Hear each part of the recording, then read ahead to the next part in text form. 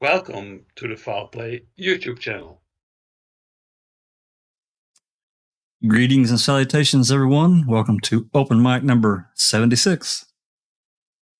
And today we're going to be talking about this last property tag that I got from the FOIA that I sent in March 15, 2022. And some questions that I have over it. And I'll lead everyone through what I see, get some input, talk about it. So that's kind of where we're at. And, we talk about a few other things, but other than that, it's going to be a relatively short open mic tonight. They're going to be a marathon because it's going to take a few minutes to kind of lead through what I see from the various pieces of input I'm going to throw up on the screen, and maybe get some other input. So, with that said, I hope everyone's doing okay today. It's been kind of hot here in Michigan, but not too terribly bad. Certainly not as bad as I'm sure we're Susan is down south. Probably pretty warm. Anyway, we have a few. We got Carol and yours and Susan here in chat. I'm going to let everyone say hello. Carol's new. Wait, I think we just lost Carol. Okay. Well, Carol's not going to say hi. She comes back, she can. She's more than welcome to speak or not speak. That's just the way it is on the open mic. So take it away, Susan. How you doing? I'm doing great, Jack. Hi, everybody. Welcome to the open mic. And brother yours is up late with us. What's up, brother? All righty, yeah. No, I'm here. Just good to be here again, and yeah, it's a good weather in the Netherlands actually. It's a good breeze, not too hot, kind of summery kind of temperature, but it's okay. I'll manage. So yeah, good to be here. Sweet. Okay. Well, let's say hello. Folks that have joined us here in chat. Let's see. There's Sherry Lynn Pontello. There's Kristen Bell, 43D. Thanks for coming. There's Nosy. That internet wide. Jay or JD. There's Pete Moss. What else we got here? Fonda SD. And that's, I know we've got more than that because I can see there's more than that in the chat. There's E. Rose. Hello. Thanks for coming. Okay. Well, that's all I see. It's typed anything in the live chat. So there's Andy B. Yeah, I knew you were lurking around. All right.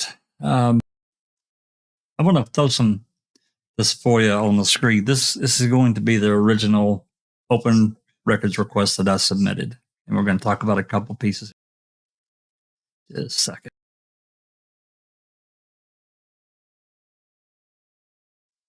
Okay, that's going to pop in there. So as everybody can see, there were 17 items originally on my request.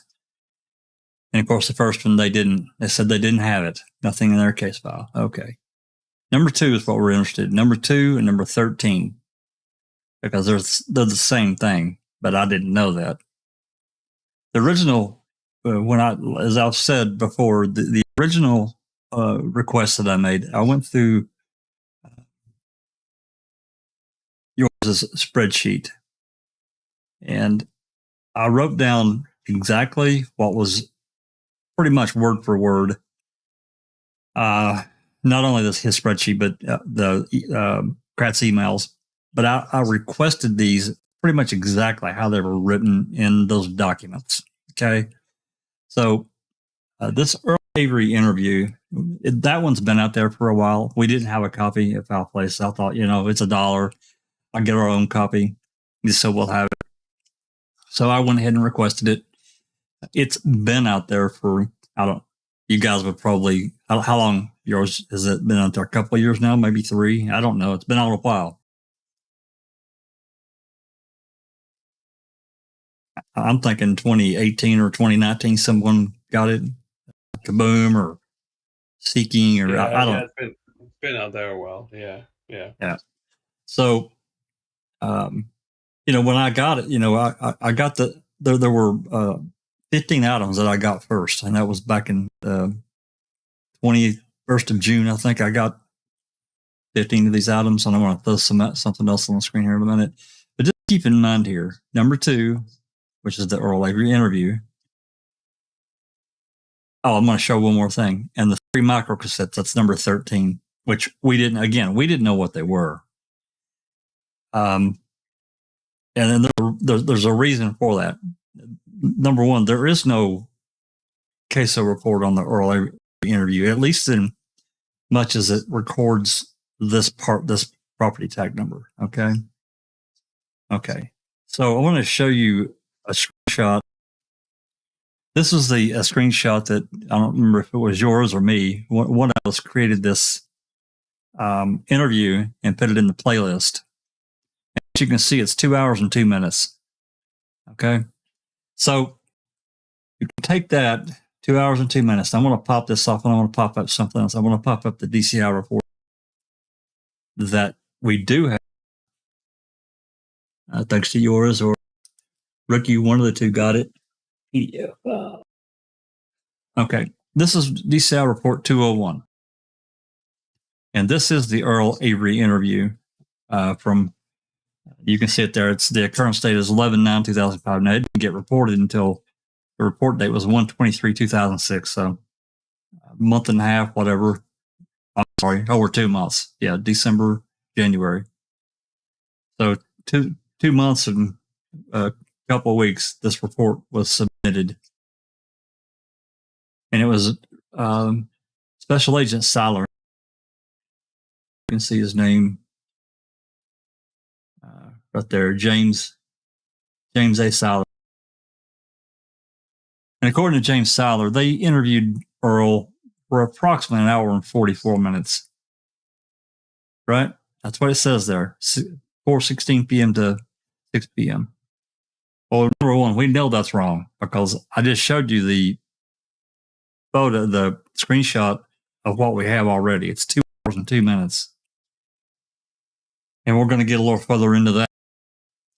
Anyway, looking on down here, it says the interview was tape recorded on microcassette tapes, which are documented on DOJ DCI 37 property receipt, CO number C-5070. Copy of the DCI 37 property receipt will be attached to this case report, which we don't have that. They didn't attach anything to these reports, none of the PDF files. So we don't have that. We can't see exactly what property receipt number C-5070 is.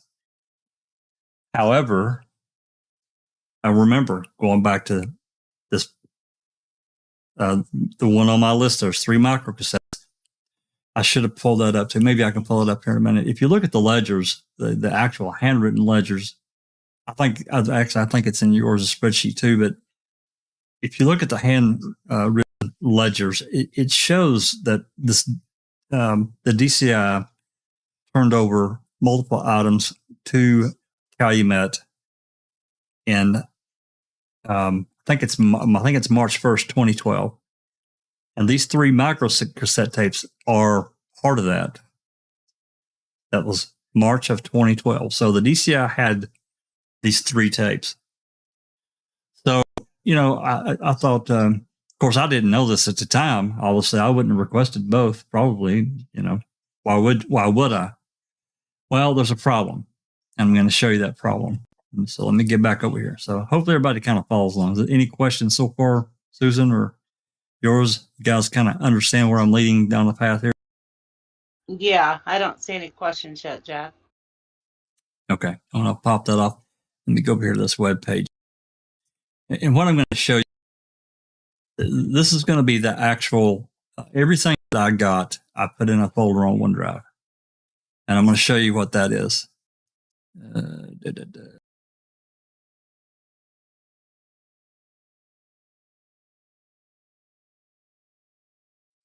Okay. Looks like Alice has joined us. Hi, Alice. Hey, Alice.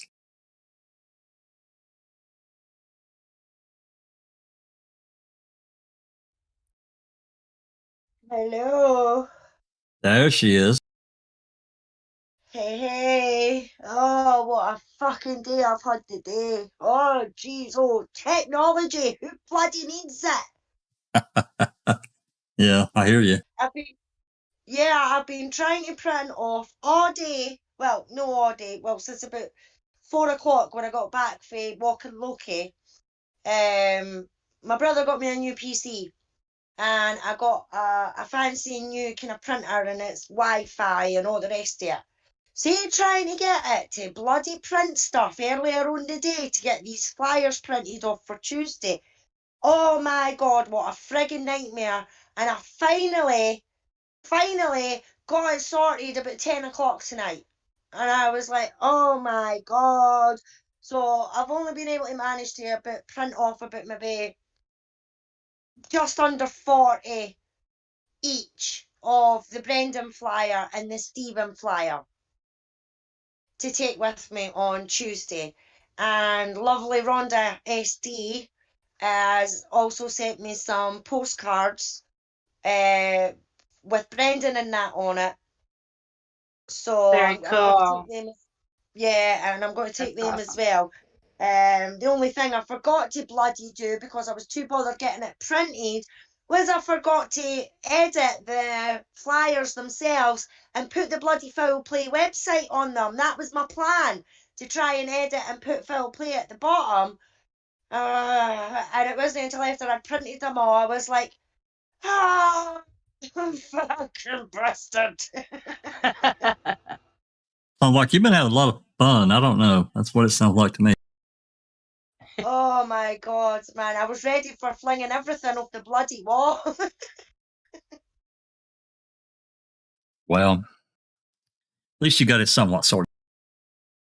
Yeah, I got some done. So I've got to dye my hair tomorrow anyway, so I'll maybe just sit and write the Foul Play website and that on each piece of paper while I'm waiting on my hair getting done. So I'll give me something to do. That'll Sweet. make it stand out more. Yeah. Yeah, personal message. There you go. Handwritten. Oh, yeah, there you go. All right. Well, welcome, Alice. I hate that your days is kind of gone rough, but we're glad you're here. That's all that matters.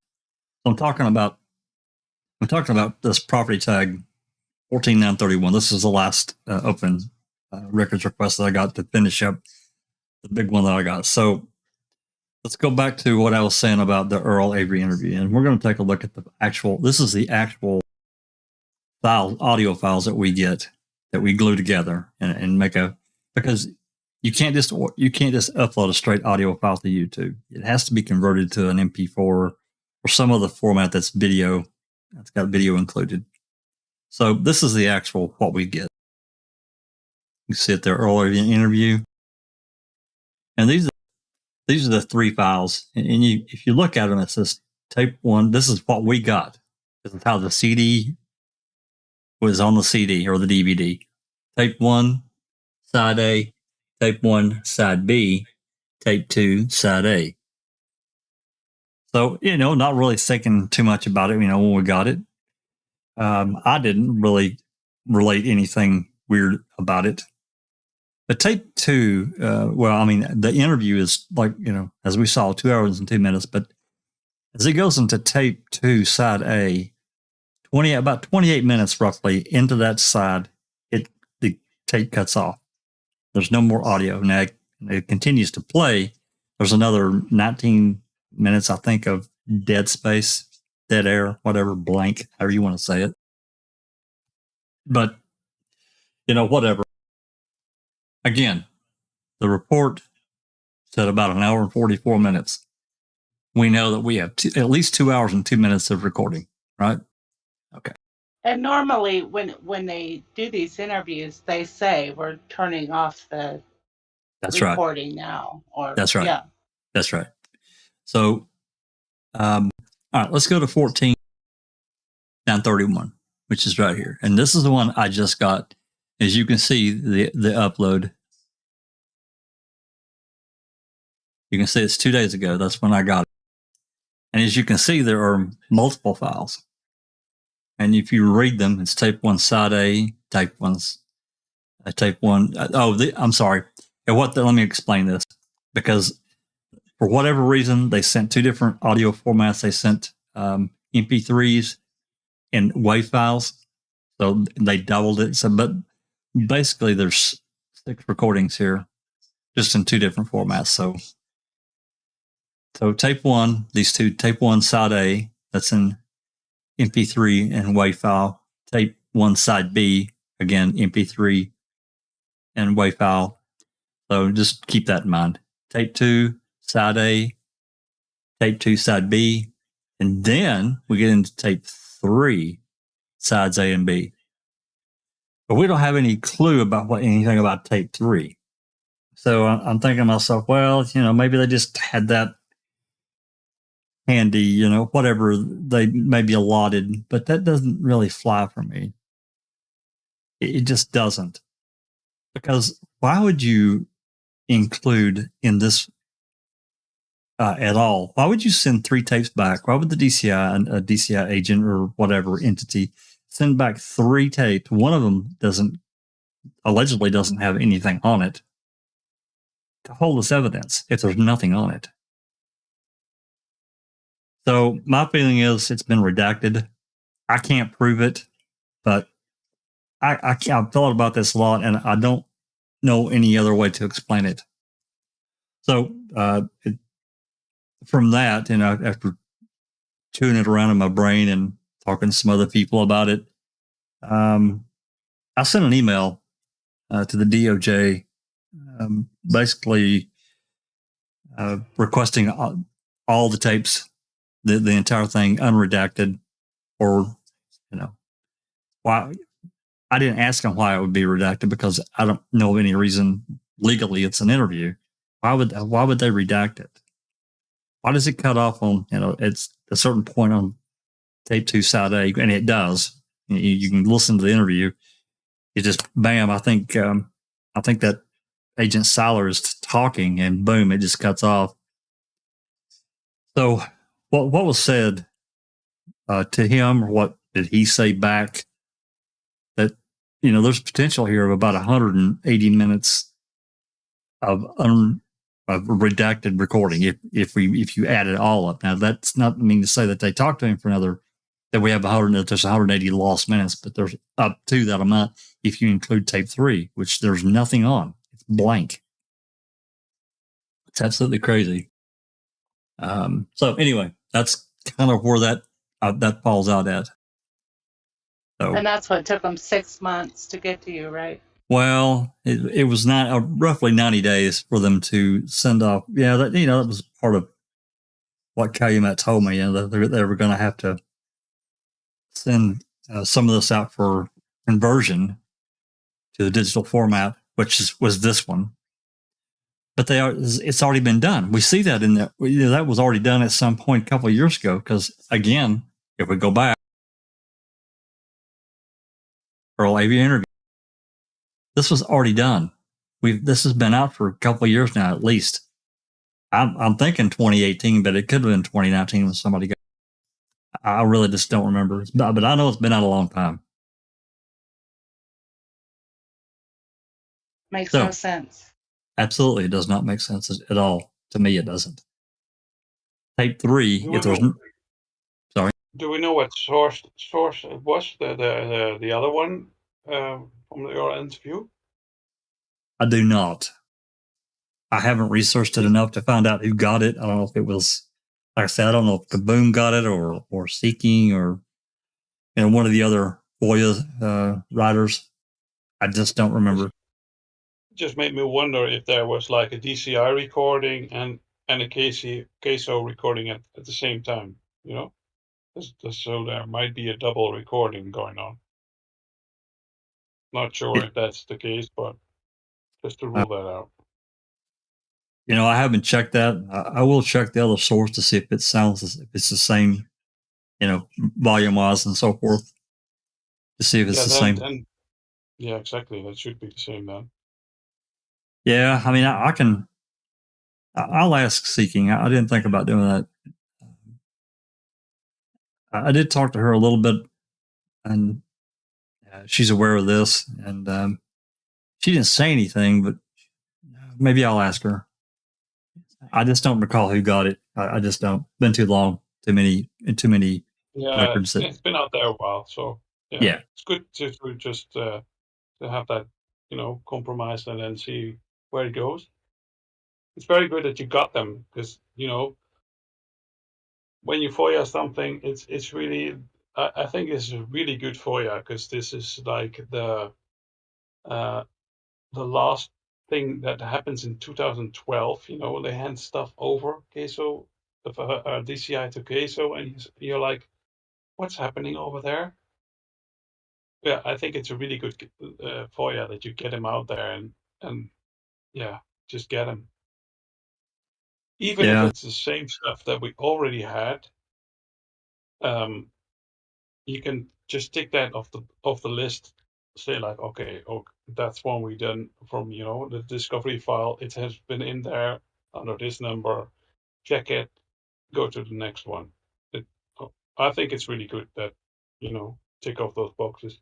Even if you're sometimes you're not lucky and you already have something, but you can the benefit of it is that you can cross that box and say like, okay, that's what we got. Right. So, I agree. This one also we didn't know what it was because it just said 3 microcassettes. So it is good to get that knocked off because I was curious as to what it was. I mean, for all I knew, for all we knew is zipper voicemail and some other stuff that we hadn't heard. I didn't think it was, but you never know. Exactly. So, you got to think that way because otherwise, you think that, we all probably only got that. Just don't think about it. But this time you may not be lucky. Next time you are. You know what I mean? Right. But this revelation of tape 3, which again I don't understand why they would have included a third tape if there was nothing on it. If nothing got recorded, I don't understand the mentality. So that automatically tells me there is something on side 2B, tape 2, side B, tape 3, at least side A, if not side B as well. Because again, we already know that they talked to him longer than an hour and 44 minutes. We've got more audio than that, and he was still talking when the tape cut off. So I'm not sure what's going on. I don't know that, guys, I want to be clear about this. I don't know if I'll get an answer that's satisfactory other than to say basically the same shit we've heard for years now. We might not get an answer from the DCI. I have asked the question. There's absolutely no reason that they won't turn over what they have, but that's really not been a problem for them in the past. They just don't do it. They stop everything under the sun to prevent us from getting anything. They basically, the DCI has pretty much put a blanket on releasing anything Avery from an open record standpoint, which that goes against their own guidelines, but short of us hiring a lawyer, which we can't afford to do, and they know it, they're just doing whatever they want. That's the really frustrating part. There's no place that you can go for consequence. There's no consequences for these records custodians that have control, and it's really frustrating. I know yours has went through this shit. I went through it. So many of us, Rookie has just been just a warrior. Best way I can say it. Sunshine Christina's another speaking, and there's others out there too that I'm less familiar with, but they went through their own kind of crap with it as well. The way that the guidelines are written, they wrote this stuff. I didn't write it, but basically, you can read it. It starts out basically saying that the idea is that when you write an open records request, it's granted, and then what comes into play is what exceptions would prevent you from getting it. But if they're writing this, if they're explaining this in the spirit in which it was written, you're as long as you're willing to pay the fee, and it should be somewhat reasonable, then you should, as the public should be able to get access to these records, open records. That's really the whole idea behind it. But then you come into these different counties and these different, for whatever reason, I'm not going to throw a bunch of innuendo out as to why we can't get certain things or they won't let it go, because that creates something that I don't want. And it's fine to speculate and theorize, but I'm probably more like yours. I want facts. I want something I can grasp, right? I want something I can put my hands on. And then I am kind of theorizing here, but I have a reason to do that. I'm not making this gigantic leap of saying that they're doing something really shady. I can see that there's tape 3 involved here, according to their own records, and an actual hard copy. There's a tape 3 and doesn't have a damn thing on it. Why did you include it? So, anyway, that's where we're at with this. I sent the email that I popped off to the DOJ was sent Friday. Of course, there was no one there. But I sent this. I guess the day after I got the actual, or actually that evening. I think I got it Friday, so I sent it that evening. I don't know any other way to explain it. If anybody has any ideas, I'm all ears. TTM has a great idea. Yeah. She says, "Did you try putting it on vinyl and playing it backwards?" Well, could have maybe a seance, and that's not a bad idea. How much time did you say tape 2 side B has on it, Jack? Tape 2 side B is 40. This is like the rest of these cassettes. They're 47 and 48 minutes per side. I think it's 48 minutes actually. Total. Okay, so the first 2 tapes are full. You're saying no. Tape 1 is full, side A and B. Tape 2 on side A goes for about 28 minutes, and then it cuts off. In mid-sentence, this guy's talking. Boom, it shuts off. So there's about 19 minutes of tape 2, side A, that's blank. Okay. And then side B? Side B is blank.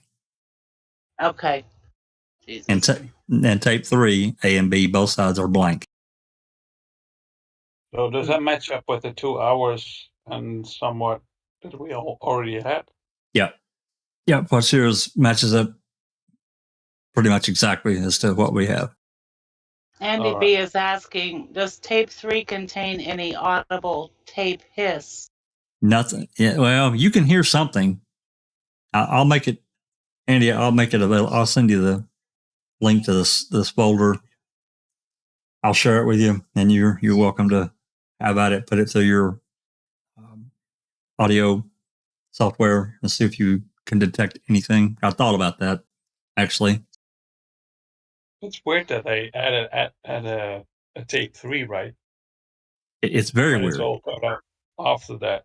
Why is there a third cassette? Right. Why bother? Yeah.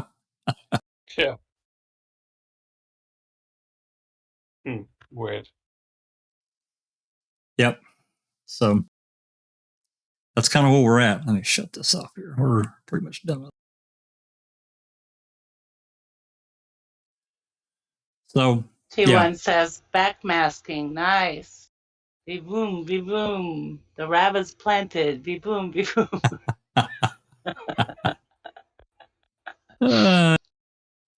Yeah, I'll tell you, it's really irritating. I'm about ready to go outside and turn in a circle and spit on the sidewalk and try to ward off the bad spell. I don't know, man.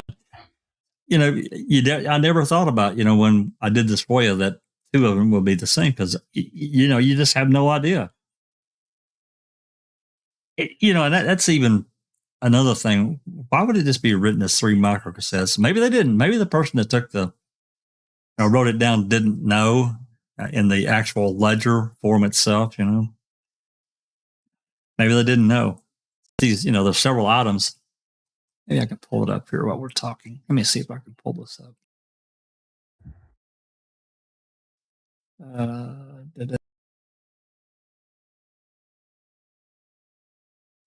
Give me just 1 second here.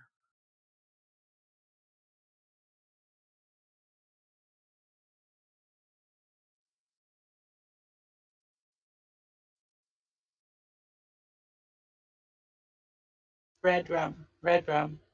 Yeah, let me see. Let me see if I can. Let me pop this in here. Yeah, if you got the ledger, you see that.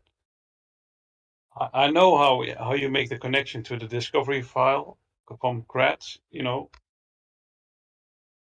of like, Correct. okay, that's what you're looking for. Right. Yeah. Yeah. So as you can see here, this is the actual handwritten ledger. Yeah. This was on, March 1st, 2012 for safekeeping. Yeah, that's the one. Kevin Heinrich from the DOJ. And so, a lot of these, we got them. I went down the list. I didn't get 920. Awesome. Yeah, well, I didn't get 921. I got 922, 23, 20.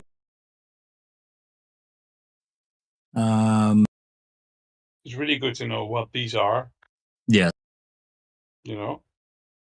Because the description is very vague. VHS tapes. What the fuck are they? Exactly. How are you supposed to know what it is? Yeah, and tell them what this 14928 is. You know what it is. Did that say CI after Jody Stokowski, number 2?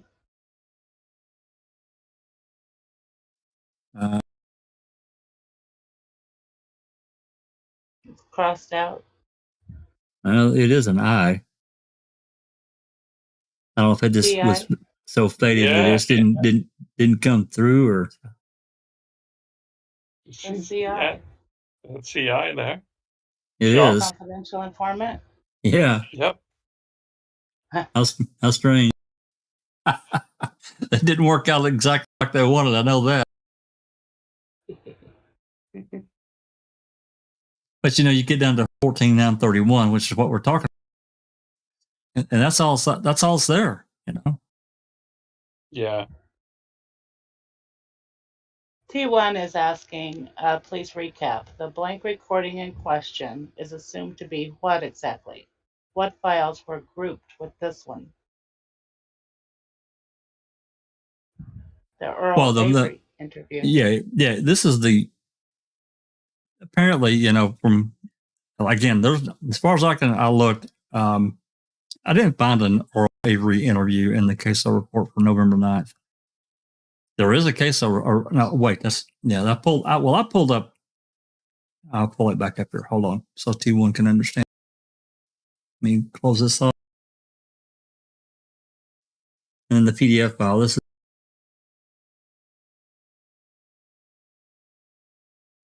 All right, wrong one, wrong.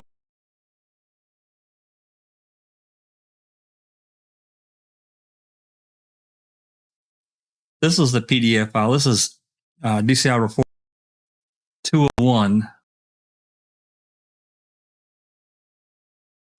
And as you can see, T1, this is the Earl Avery interview on November 9th. The report wasn't submitted until the 23rd of January 2007. And then it goes into detail. And it says, it gives some detail here. They interviewed him from 4:16 p.m. until 6 p.m. James Tyler and Gary Starr from the Calumet County Sheriff's Office, and talks about that. And then it goes on to down the interview was recorded on microcassette tapes, which are documented, and I read that off, DOJ DCI 37, which we do not have that property tag receipt. I've asked, I sent an email on Friday evening asking for the unredacted full interview of Earl Avery. Don't know that we'll get it, but that's basically what this is talking about. And then, as you saw in the the photo I just pulled up, the items that were on that list. I'll pull this back up again. Give me just one.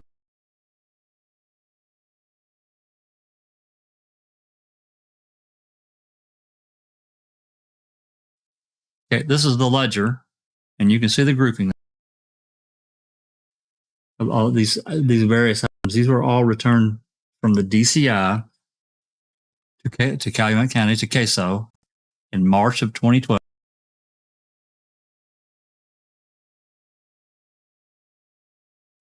There you go. Went for safekeeping. You can see there's some film negatives. There's I didn't get those, but 922, 23, 24. I don't think I requested 25. Maybe I did. Yeah, I guess maybe I did. We got 26, 27, 28, 29, 30, 31. I didn't get 32. That's a Miranda.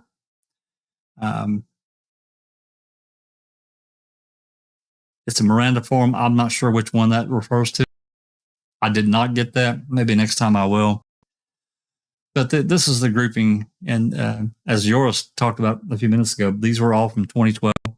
This is the last, as Joris said, this is the last batch of stuff that, as far as we know, was sent from the DOJ to Calumet County. Odd that they held it that long, but hey, whatever, you know. That's kind of a recap there. Any more questions, guys? I've been watching the chat.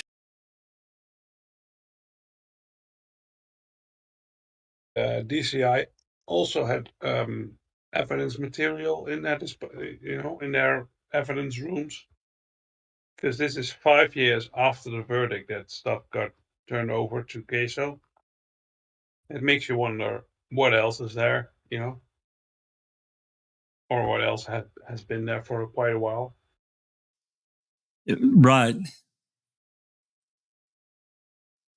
So we have this April safekeeping.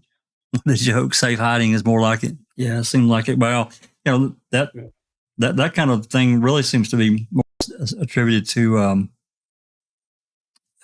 things that go to the DOJ. It's like it goes to them, and they won't release anything directly to the public. It's crazy. I mean, it even says in their own guidelines that it's not to be used as a blanket denial, a refusal for any, for a case. It's got to be specific, and specific reasons why, you won't get access to a certain piece of evidence or information. They won't release like CP stuff, that stuff. I understand that, and they shouldn't. That stuff shouldn't get out to the public. There are other things that there are rules around. If you want employee files, there are rules surrounding that. If you want a cop's personnel record, that has to be discussed with the officer, and there are rules surrounding that. So I think everybody gets that. That's reasonable and understood. But this right here, I don't really understand it. I really don't understand why there's a tape 3 and nothing on it. It makes absolutely no sense at all. Which again, that tells me that they rejected it for some reason. And I want to know what they said, what was said. That there's really no reason for them not to release that without reason, without cause. So I'm trying to get it. Yep. With the recording on tape B or tape 2 side B stopping in like mid-sentence, and that's the end of it. No, tape 2 side tape 2 side A. It stops. Side A, right? Yeah, with that just stopping. I mean, obviously they have redacted. Right? Because it just stops. Correct. In the middle of the interview. Correct. That's what I get out of it.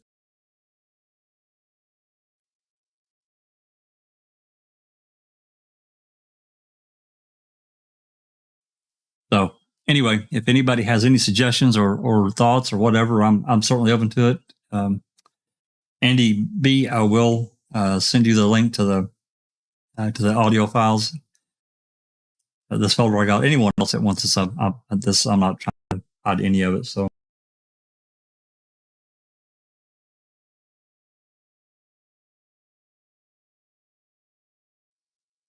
So anyway, let's see. Nan's last. Let's see. 2012 was when the Wicca shows John Doe hearings filed. February of 2012. That's interesting.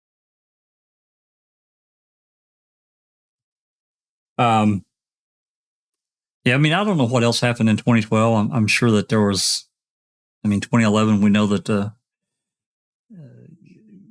Fallon and Gang returned a bunch of cremains allegedly to the Hall box or the Whiting Funeral Home, allegedly.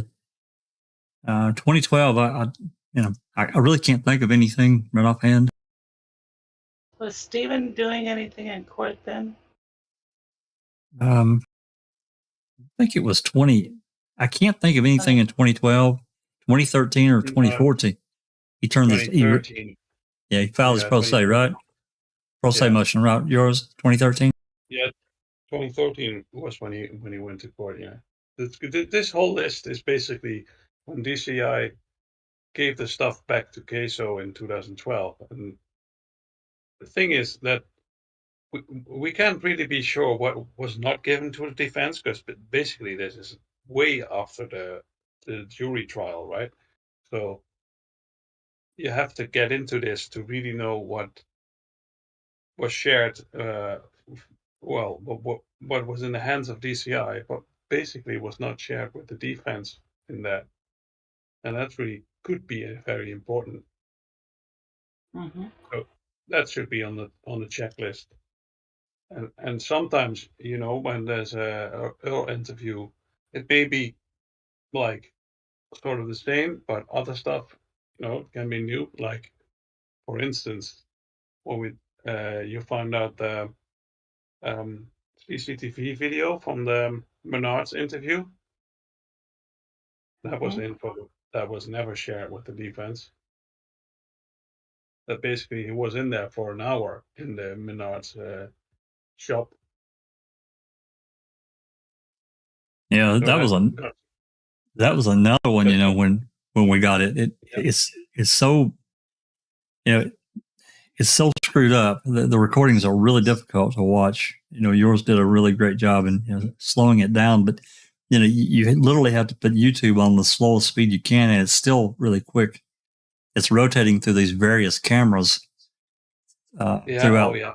It's really irritating instead of just having each DVD that I got focused on one camera during the time frame that they viewed it. And the excuse I got was that the files were compressed, and that's just the way it happened. And I'm sorry, that doesn't fly for me. But again, there's nothing I can do about it. Okay, there's not a thing.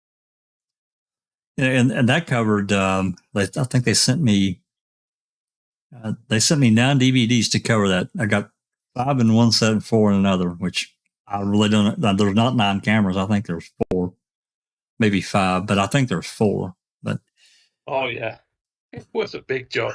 It was big job to get that in videos. And I'll show you guys. Let me pull back. Just so everybody's aware.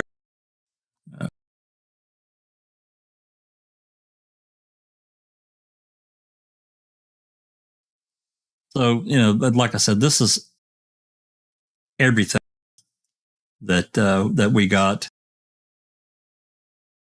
And as you can see, these are all labeled video. This is the 5-disc set. Then each one has a number of files, but there's only one file in here is actual video, and you have to use. I'm not sure what yours use, but I mean, I've got a program that'll play a VOB file, which is a video. That's the actual video files, but it's absolutely ridiculous how this was done. I don't know how they did it or why. Well, I can kind of figure why, but Makes it really difficult to watch. So yeah, they did turn it over, but it's turned over in such a fashion that it makes it really difficult to deal with. Yeah, the good thing is I really like that people jumped onto it, and then there was the videos, the screenshots where Stephen Avery and Chuck entered the Menards about 7:20 Yeah, and then and left. That was just I love it. It's that a well, group and of people jump in there and it's immediately screened out. This is the moment they enter. This is the moment they left. So basically, they were in there for an hour, and which and makes who was it? Who was at Avery's salvage yard allegedly? yeah, exactly. That made that goal just like what happened there? Why why was Colburn at the Avery salvage yard according to the dispatch calls? So That's right. that makes that's that's the new one you go into after that one. Yeah, that was a Because great catch. yeah, I would assume you'd be at the at Menards for like what 20 minutes. I usually spend not more than 20 minutes on those occasions there, but apparently they were all there for an hour. So Well, they must have been which browsing for that. Yeah, I mean, I guess for just walking around looking at stuff. Okay, you can burn an hour, but yeah, that was kind of strange. it's a long time, man. Yeah. Yeah. Well, I suppose it could be possible. I mean, yeah, there might be a reason for it. Oh, for sure. Yeah. Yeah, it must be. Yeah.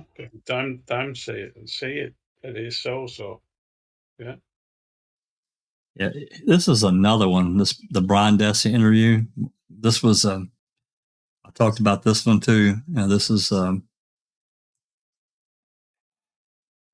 he went to he met Lisa Wilson, and I think it was Baldwin, I think, at the Aurora Medical Center on November 10th to get his DNA swab, his fingerprints, blah blah blah. And the recording starts out there, and then on this particular one, there's about 10 minutes that it's just dead audio. I mean, when I made the clip to put on in the playlist, I cut that part out because it's dead air. And then it picks back up. They had Brian, after everything was done, they had Brian follow them down to the Two Rivers Police Department for the interview. And they talked to him there and it goes on for approximately 12, 15 minutes, something like that. It's around the 28-minute mark. There's a little alarm that goes off, I guess, on their digital recorder or their cassette recorder, whatever. And she says, well, I got to flip sides. That's the end of it. But clearly the interview went longer than that. There's no more. That's all there is. I've asked for this too. I actually sent an email to the DOJ for the rest of this interview. I haven't heard back yet. That's been weeks ago. It was right after I got this. I got this June 21st. So here we are in August. All I got was a reply that they've received my email, and I haven't heard anything since. So, I mean, it's good that we, I think it's good that we ticked off a lot of these boxes, as yours said. We did get some interviews from Jody that we hadn't heard. Some really interesting things that that she revealed, and the I think it's 14/9/24, which was early September 2006. Found out then, allegedly, this is the first time her and Fassbender had actually met, which, again, I thought that was really weird. I thought they had clearly met months before, but, whatever. But, she didn't want to talk to him without her lawyer. And then you get 14/9/23, which they've labeled these weird, because this is a month or a week later. And she basically refutes everything they're throwing at her. Everything. Tell them she don't want anything to do with it. But they're dragging her into it anyway. They want her to flip. It's an interesting interview. I'm glad we got it. And as Yora said, another tick box checked off. And then you got the Brown County calls, jail calls. And that's all these yours made, converted all these to video and got them uploaded. We withheld these for a couple of weeks because we wanted Casey to give Casey a chance to go through them if she desired. And but she was busy with that other trial, so it took a little time. But I don't, they're just regular jail calls. I don't know if there's anything really outstanding in any of these. So, Yeah, all in all, these are just puzzle pieces. So some may be not be something, but even if they're not, you can just tick them off as not being something. But it closes up rabbit holes, as we call them. And there's so many, and I'm like yours. I don't want to deal with any more rabbit holes. There's too many as there is. Exactly. That's how I see it. You just you FOIA some more, and it's like, oh yeah, tick that box, and just go on until you, well, finally have the puzzle pieces just clear in place. Right. These dispatch calls, Ricky had already got these. When the actual ledger itself said that there's 32 CDs or DVDs, whatever. There's actually 33. But they're exactly what we already had. There's nothing new here. But I thought, why not go ahead and get them? That way we can say, hey, we looked at them and got another tick box checked off. It's done.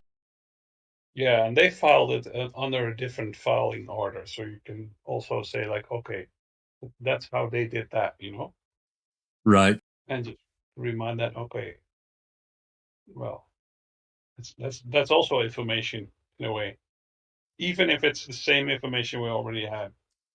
Correct. Well, and that's another part.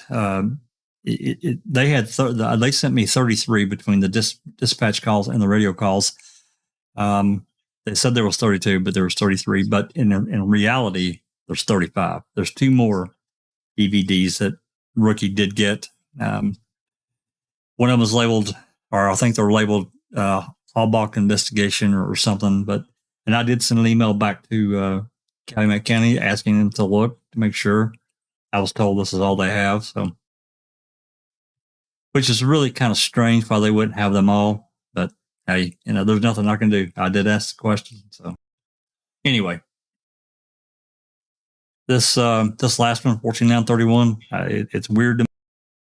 I think there's more, but I think those tapes have been redacted for whatever reason, and I want them. There's absolutely no reason why we can't have this interview in full. So, with that said, I'm pretty much, until I hear back from the DOJ, and and when I do, I'll push the issue until I hear something. They're really slow about responding. It's like they just kind of take you're kind of in line at somewhere at a side counter, and they kind of get to you when they can. They kind of treating the open records request as a just unimportant, which is another thing that's really irritating. This is part of their, part of what's in system in state law, in every state as far as I know.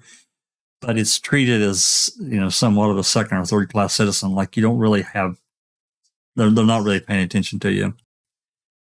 But when I hear back, I'll let everyone know, and I'll keep pushing the issue till they either give it to me or tell me in writing they don't have it. That's what they're going to have to do until I'll let it go. So, looks like we have Nansless is technically less than 3 months to deny. This was assigned February 7th and denied April 26th. Case number for reference. Oh, she's talking about that John Doe. Oh, okay. I got you. Okay.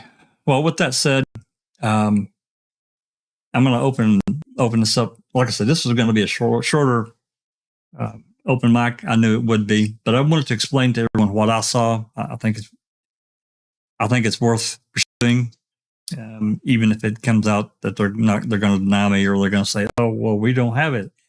I'm going to say bullshit. You do have it. Otherwise, why would you include a third tape? That's stupid. Who would believe that? I don't. I'm sorry, I don't. And I'm not a big conspiracy person at all. I really prefer not to go into too much conspiracy stuff. But why would you include a third tape and it's blank? That's just dumb. You just told me that you recorded a third tape. Come on. So, we talked a little bit about this a few minutes ago before we went live, but I streamed Mind Over Murder last night for a few of us. Really interesting documentary about the Beatrice 6 that happened in Nebraska in the 80s. And that all really just went sideways. It really went sideways. If anybody, there's a book, and I can't remember the name of the Farrak book. I could probably look it up. John Farrak wrote a book about this. And this is on Audible. I'm going to stream that as well. Susan said she's interested in listening to it. I read the book a few years ago. It's really good. And it details this murder, that this old woman was murdered. And ultimately 6 people get convicted. And it's just a crazy setup. And it was some years later when this happened. This investigation led to these 6 people getting convicted and then ultimately let go.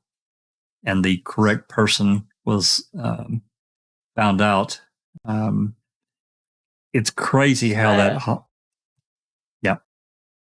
Just a gung-ho detective and prosecutor. Yeah, I mean, this cop that ultimately took over the case, he was a cop that worked for one department, and apparently, and we talked about this, we need to find out why he was ran out of, he was let go or left this one department there locally under a cloud. That's all it said in the documentary. And then sometime after, when this murder happened, this former police officer felt like he could help. And so he started investigating on his own, private investigator as a private citizen. And they wouldn't listen to him because he wasn't a cop anymore. So he applied to this other, I guess, to the county. They hired him and they told him to go after it and try to solve this murder. Because they at that point, it was a cold case. So he goes after these people, and it's crazy. It's absolutely nuts what they did. But it had an outcome. I'm not going to say it was a good one, and it was corrected, but there's a lot of controversy and just the whole case is crazy. Anybody that hadn't watched, I definitely would recommend watching it. It's a really interesting case. Sherry says the book is Failure of Justice by John Farrak. There you go. Yep, that's right. I've read a few of his, and I get them confused sometimes. Besides the Wrecking Crew, I know which one that one is. There's another one he wrote called Bloody Lies, and that's another case of an old couple, and it wasn't Nebraska. I think it was Kansas.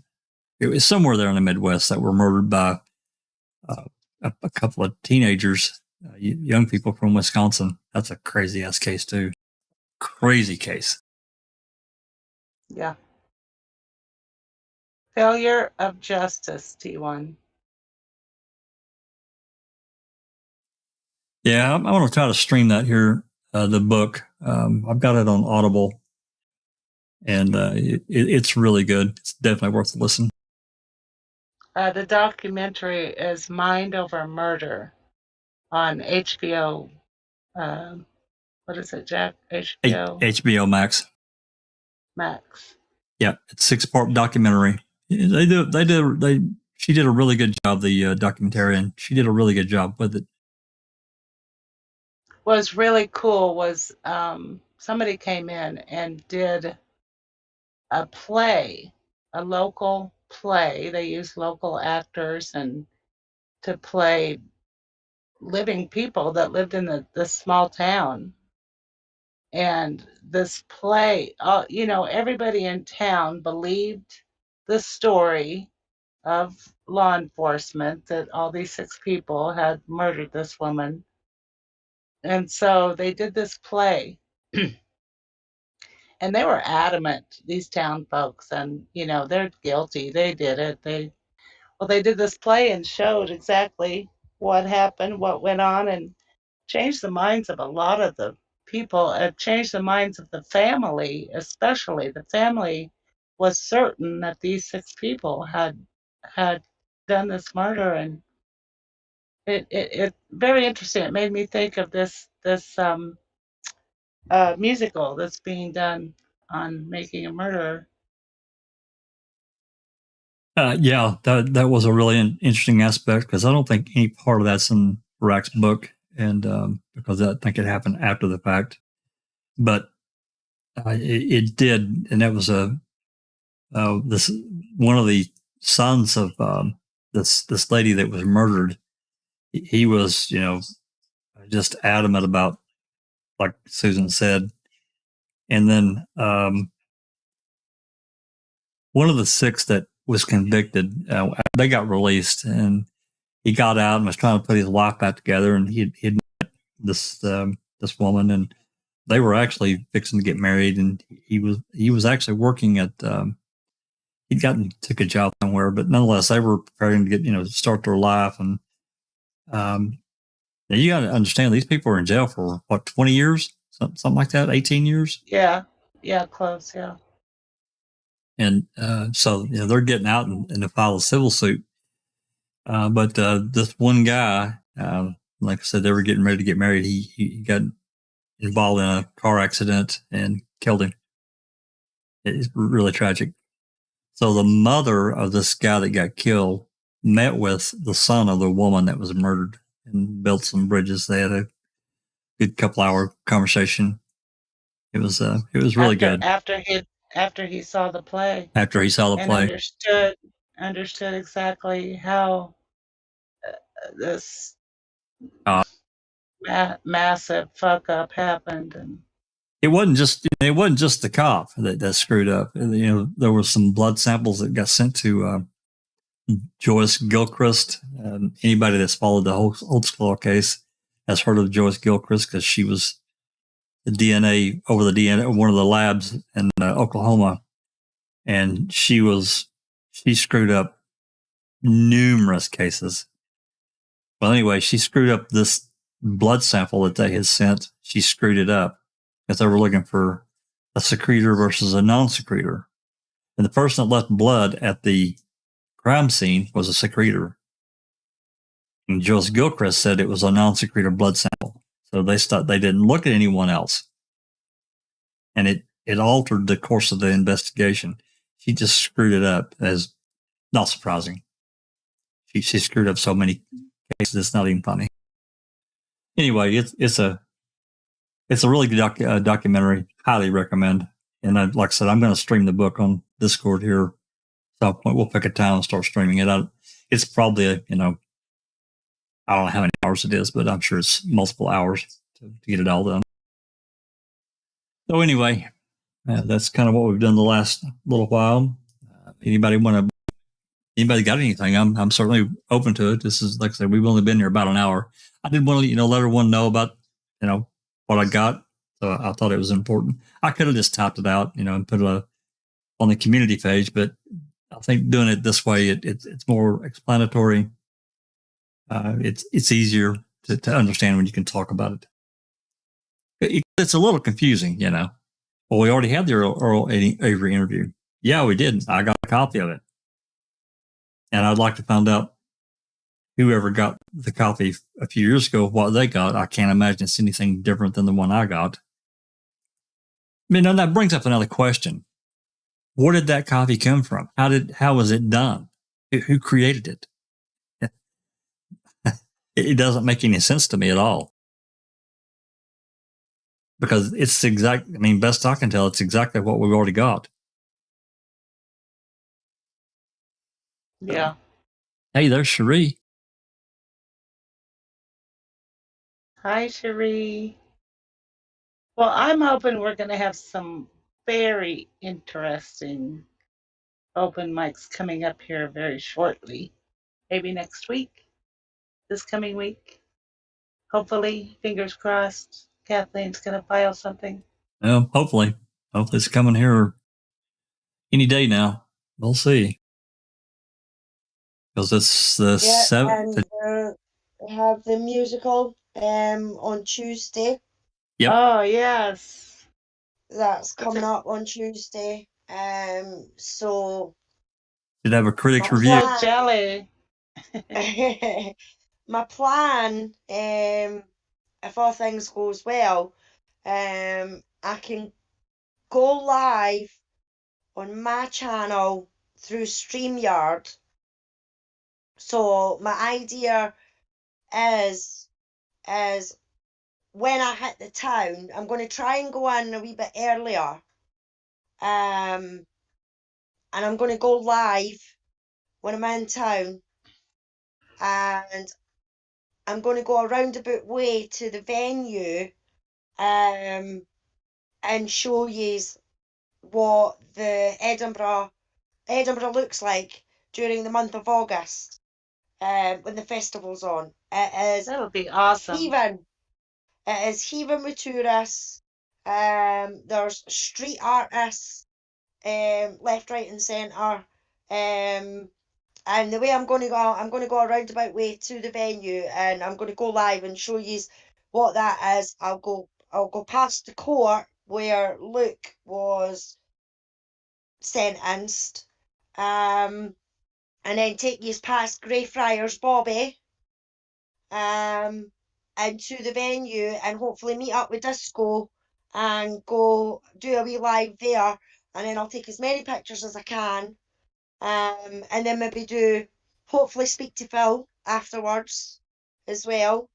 And then after that, me and Disco, hopefully come on and do an open mic with Phil Play and just Phil and everybody, because I know some people might not be able to make the live because they're either working or it's too early, sort of thing. So that's time kind of my day? idea. What time of day, Alice, for you is the play at? For me, it's at 20 to 6 at night. Okay. So that And would I be think that what works at your morning, sometime your morning.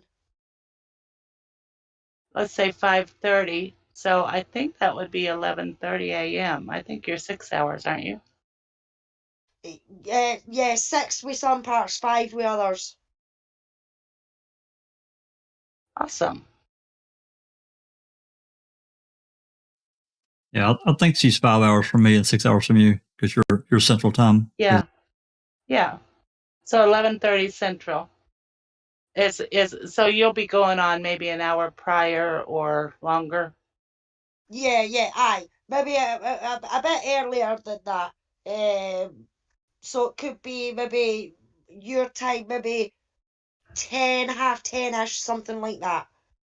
Awesome. I'll put that on my calendar. Yeah, it'd be interesting. I think we're all excited to hear what yours and Disco's thoughts are about the musical. I mean, even though, Phil said they had to cut it to an hour because they're limited. Still, I'd be interested to see what kind of impact you get from it. So that's Tuesday the 9th, is that right, Alice? Yeah. Yes, that's right, Susan. Yep. Awesome. Yep. And no, Andy B, I don't have my little black dress. I'm a tomboy. You'll very rarely see me in a skirt or a dress. Sent that file to you there, Andy, so you can take a look whenever you have a chance, run it through your flux capacitor and see if you can get anything out of it. All I can hear is blank. It's just dead space or dead air.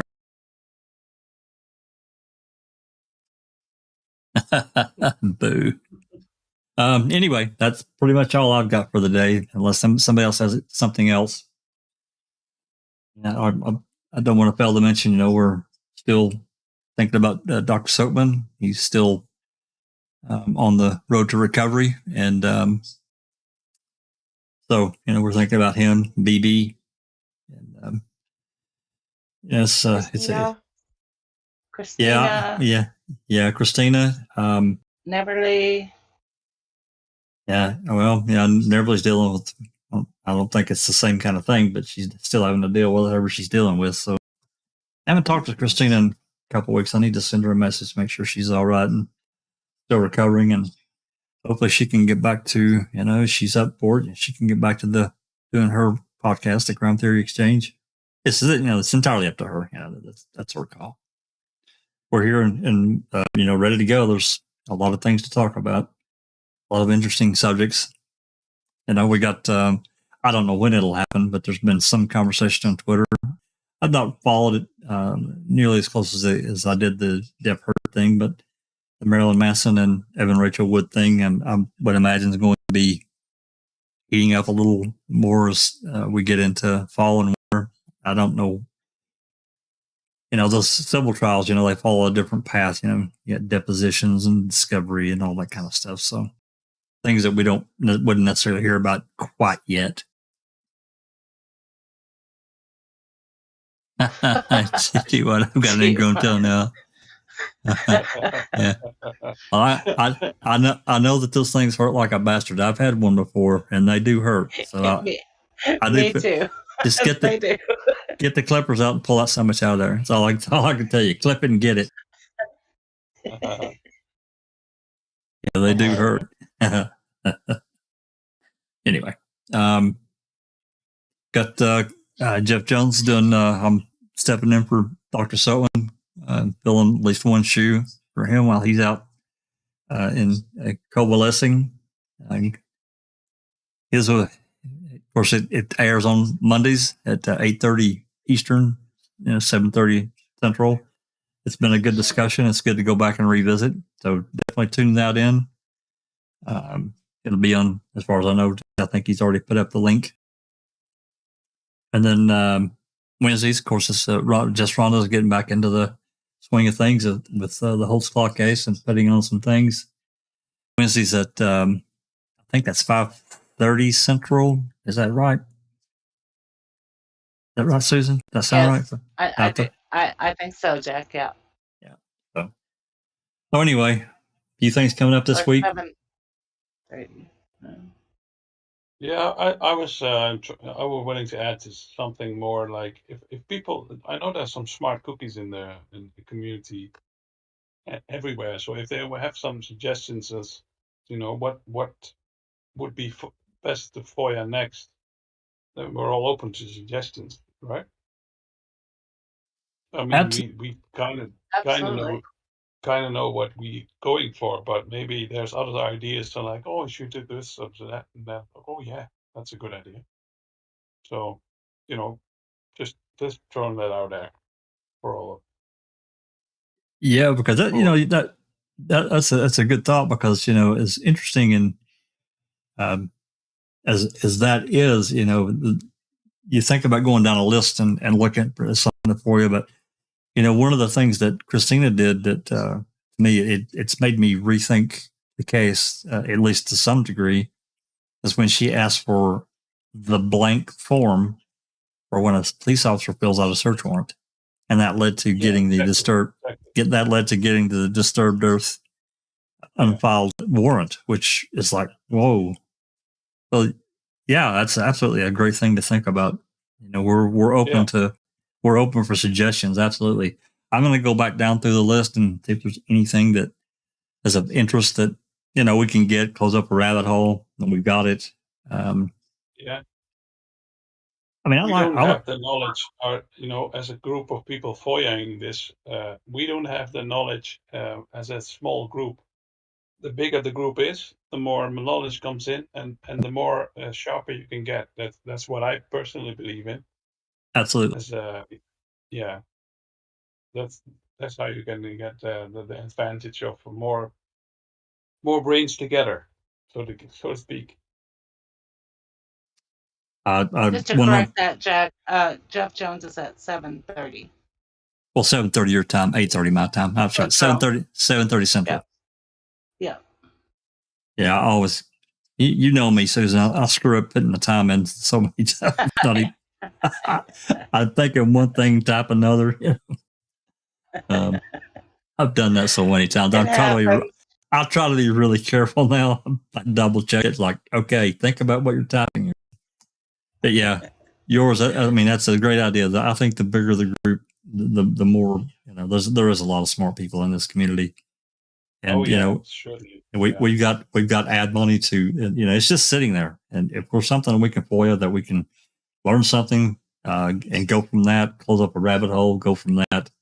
I'm all for both. And there's so many rabbit holes in this case. I don't like them. I know yours, he likes them less than I do. Because you get lost in a rabbit hole, man. You just like, get me out of here. Yeah. I need to check these boxes off. Absolutely. No, that's not it. That's not. Absolutely. Hopefully the okay. Yeah. T1 wants to know when KC files, just to wrap it up. When? Oh, this week? I think that's very possible. I mean, we don't know, obviously, but we were told that this other trial is going to wrap up on the 12th, and the 12th is Friday. Yeah, exactly. It's her strategy. It's Casey's strategy to choose whenever she wants to, which fits her. So if she does that after the 12th, it is after the 12th, and we just have to wait. Yeah. I mean, there has been a big fuss about, no, this Monday, next Monday. I mean, we don't know. We just don't know. No, I think, a lot of us suspected that she was going to stay kind of wrapped up with this other trial until she gets some kind of reply from the court. Yeah. That way she's not juggling two big balls at the same time, because and we talked about it before that, she wants to choose the right moment, I guess, for the best impact to drop this filing. That's what I think. That's what I would do if I was her. Kelly. Hey, Kelly. Thanks for coming.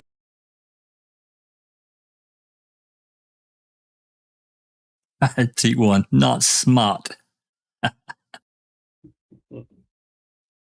Anyway, that's all I've got for today. I want to thank everyone for jumping in and listening to me prattle on about this FOIA. Hopefully we can get some kind of resolution sooner rather than later. The DOJ has been really slow about replying to me and pretty much everybody that I know. I know some people hadn't gotten any replies at all to the things that they've sent, other than to acknowledge they got the email, but no real answers. That's really frustrating. It really is.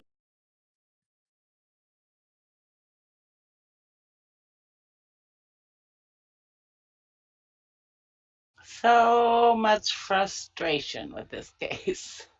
Yeah, it is.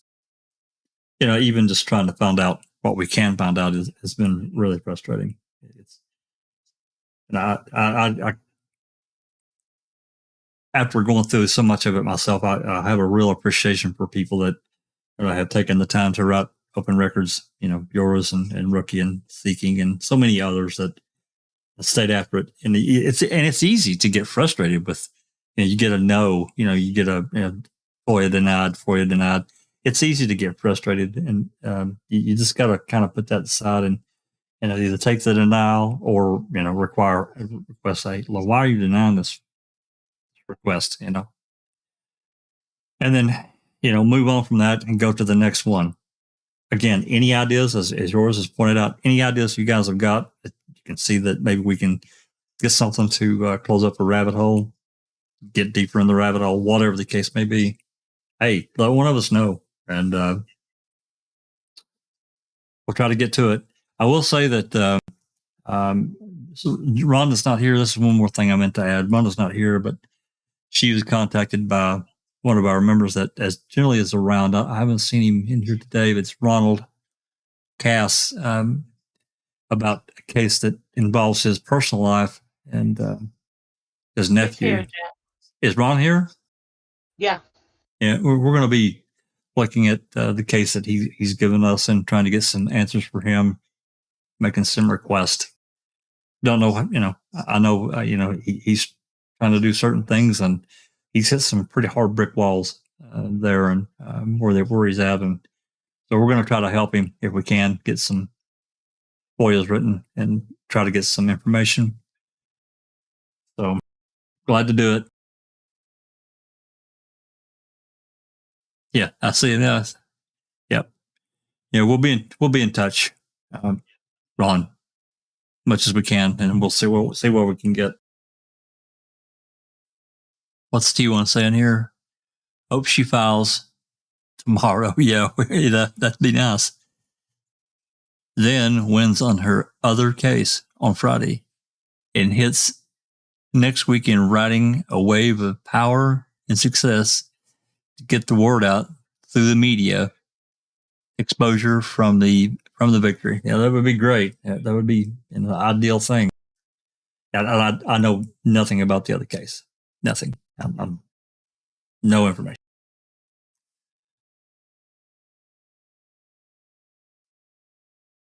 So anyway, all right, I'm going to wrap this up.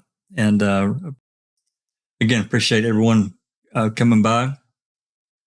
Give us a like and subscribe if you like what we've done. Give us some suggestions for future open mics. And if everybody's interested, then hey, we can get some information together and get on here and talk about it. And I guess our next one's going to be hopefully hearing from Alice. Well, it might not be an open mic, but it'll be on Alice's channel on Tuesday. So stay tuned for that. With that said, this has been a Foul Play production.